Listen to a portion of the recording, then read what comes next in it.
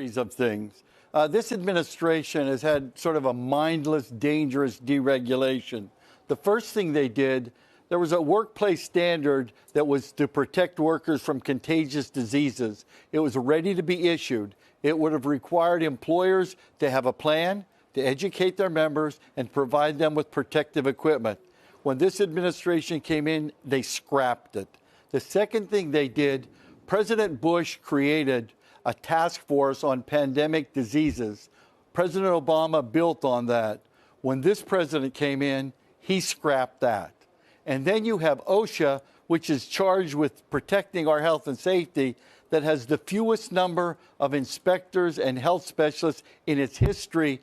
We spent $24 billion on immigration enforcement last year, but only $2 billion on protection of workers. And now he comes up with this new standard that actually weakens the protection for workers on the front line.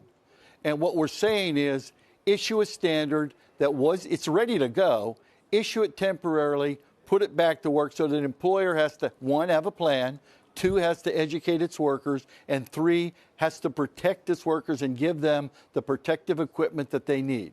In addition to that, we'd also want sick days, emergency sick days added into that, and free testing so that people are encouraged to take the test, not run and hide from the test because of economic reasons. Well, on that list, I mean, the White House is talking about paid sick leave. It sounds like that is something they're very much aware of and trying to fix. Are you pleased with that at least? Well, there's a bill right now that'll be voted on in the House that does four very, very important things. One, it would make the temporary standard in place. Two, it would provide free testing. Three, it would provide for employers to give sick days. And fourth thing it would do is help provide food to people at risk and people that were in low-income areas. Richard, what kind of grade would you give to the very large companies who are rolling out paid leave if you're quarantined, no penalty if you call in sick because you're worried about the virus? I'm talking about the Walmarts, the Starbucks, and today's the Amazons of the world.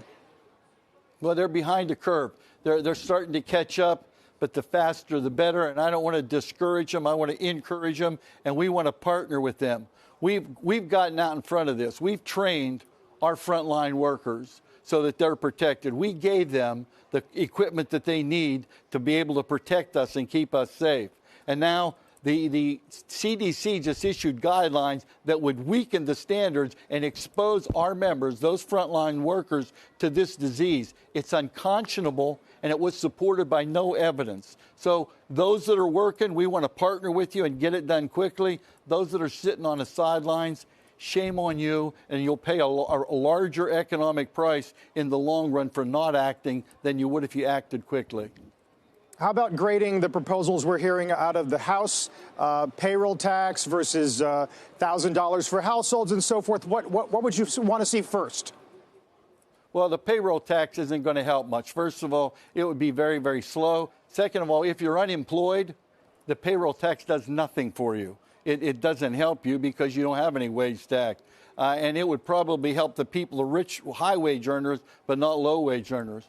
Money into the pockets of people, a direct hit to a household, $1,000, that would be a thing that would actually have an immediate effect and an immediate stimulus. But you also have to add to that free testing, make sure that people can get adequate medical care, and make sure that they get sick days so that they don't get dinged when they have to be isolated or take tests or other things like that. Those things all need to be combined. So you have two levels, Carl. You have to protect the individual, and then you have to look at a macro stimulus program. We're doing both of those and working with Congress to try to get both of them implemented to protect individuals, small business people, and business. Richard Trumka, thanks for joining us.